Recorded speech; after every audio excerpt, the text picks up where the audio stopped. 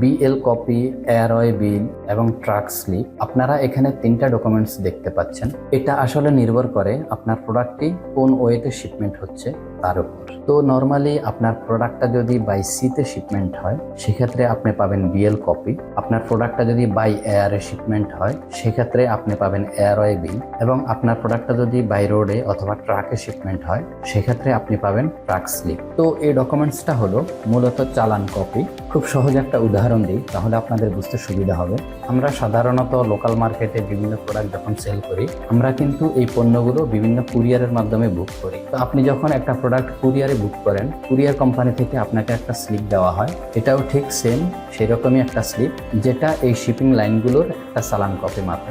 তো সারা পৃথিবীতে বিভিন্ন ধরনের শিপিং লাইন আছে। তার ভিতর উল্লেখযোগ্য শিপিং লাইনগুলো হলো MSC, যেটার ফুল ফর্ম হলো Mediterranean shipping company, marks, CMA CGM, Cosco shipping, যার ফুল ফর্ম হলো China ocean shipping company, one shipping, যার ফুল ফর্ম হলো ওশেন নেটওয়ার্ক এক্সপ্রেস।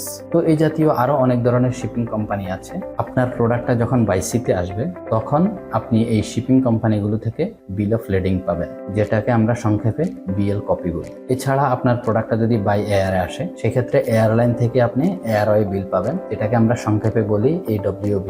এয়ারলাইনগুলোতেও সেম, সারা পৃথিবীতে বিভিন্ন ধরনের এয়ারলাইন্স আছে। তার ভিতর উল্লেখযোগ্য হলো লাইক আপনার সিঙ্গাপুর এয়ারলাইন্স, কাতার এয়ারলাইন্স, দেন হলো Turkish airlines, fly Dubai, Emirates. তো এই জাতীয় অনেক ধরনের এয়ারলাইন আছে। আপনার প্রোডাক্টটা যদি বাই এয়ারে শিপমেন্ট হয় তাহলে আপনি এই ধরনের এয়ারলাইন থেকে চালান কপি পাবেন। আর যদি আপনার প্রোডাক্টটা বাই রোডে শিপমেন্ট হয় সেক্ষেত্রে ট্রাকে হলে বিভিন্ন ধরনের ট্রাকের এজেন্সিগুলো আছে, ওই এজেন্সিগুলো থেকে আপনি চালান কপি পাবেন। এই ডকুমেন্টসটা মূলত যে কোম্পানির শিপিং লাইনে বুক দেওয়া হবে ওই কোম্পানির প্যাডেই পাবেন। এই বিএল কপির উপরে বড় করে লেখা থাকবে বিল অফ লেডিং, দেন বিএল কপির একটা নাম্বার থাকবে। এই নাম্বারটা ওই শিপিং লাইন কোম্পানি দিবে। তারপর থাকবে শিপারের ডিটেলস, অর্থাৎ যিনি এক্সপোর্ট করবেন ওই কোম্পানির নাম থাকবে এবং ওই কোম্পানির ডিটেলস ইনফরমেশন থাকবে। তারপরে থাকবে কনসাইনিং, অর্থাৎ যিনি ইম্পোর্ট করবেন ওই ইম্পোর্টারের নাম থাকবে, ইম্পোর্টারের কমপ্লিট অ্যাড্রেস থাকবে।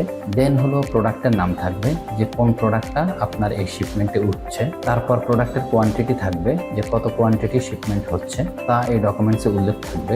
দেন প্রোডাক্টের নেট ওয়েট উল্লেখ করা থাকবে এবং গ্রস ওয়েট সেটাও উল্লেখ করা থাকবে। এছাড়াও বিএল কপিতে এলসি নাম্বার, এলসি ডেট এগুলো উল্লেখ থাকবে, যে কোন এলসির আন্ডারে এই শিপমেন্টটা হচ্ছে। তারপর বয়েজ নাম্বার থাকবে, যে কোন বয়েজের আন্ডারে এই শিপমেন্টটা হচ্ছে।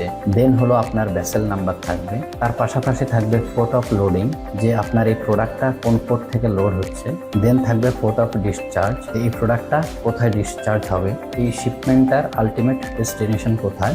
এছাড়াও নোটিফিকেশন পার্টি হিসেবে ব্যাংকের ডিটেলস থাকবে, অর্থাৎ আপনি যে ব্যাংক থেকে এলসিটা ওপেন করেছেন, এলসি ইস্যুইং ব্যাংক, ওই ব্যাংকের নাম, ওই ব্যাংকের ব্রাঞ্চ, ওই ব্যাংকের বিন নাম্বার, এই জাতীয় সকল ইনফরমেশন থাকবে।